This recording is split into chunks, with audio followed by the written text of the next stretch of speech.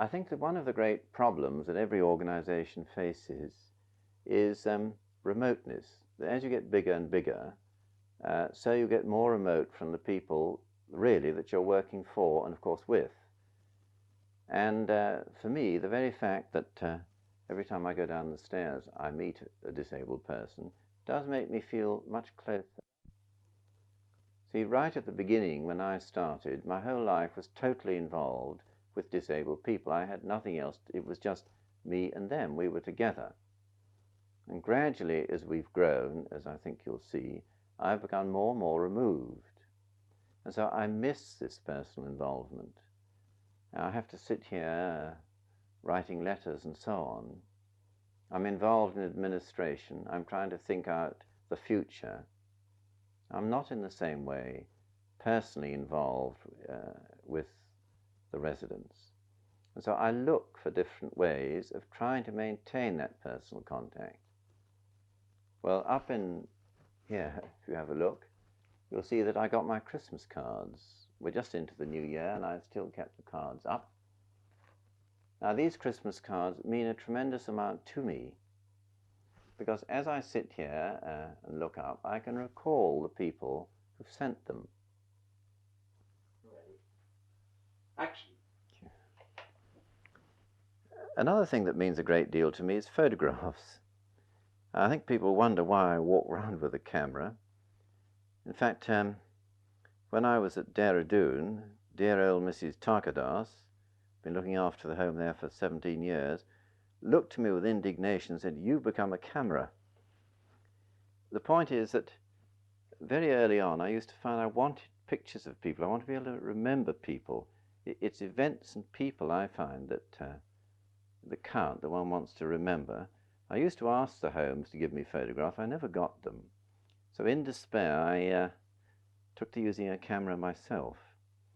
I find that quietly of an evening you go around your photographs or your slides and you look at them, people come back to you. You remember events that perhaps you had forgotten. I really can't stress enough the importance of the personal contact, the difference that it makes. I find that it reminds me of everything that people have done in the past to bring the homes to what they are today. The residents, the staff, the helpers, they've all played their part. And what we are today in any walk of life is what we were in the past. We are given this legacy. And in return, of course, we have to hand on to those who come after us whatever we can give them. It's like passing on a torch. This identity of the human family from the beginning to the end. I think that in this day and age, when communications are making such a difference, we can see the poor, and the poor almost can see us. We're beginning to realize how much we are members of one human family. This, I think, is the great lesson of this age in which we live. And I do think that you who are embarking on life are really very privileged, if I may say so, because you have opportunities that my generation didn't really have. Your own work, probably, is going to lie amongst the disabled. You may think this is just a tiny little part of what needs doing in the world. It is. But it's a crucial part, and what you do will really have an effect upon the whole human race. You may not think so, but it will.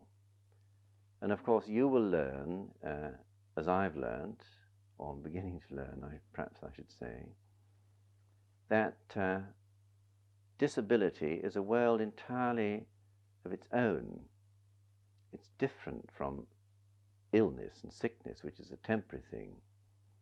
You will find that the young disabled have one great burning desire, and that is, if I can put it in a nutshell, to be useful, to be wanted. They want above everything else to feel that somewhere in the world is a niche for them, where they can make their contribution to the good of the world. That's what we all want, I think, in our hearts.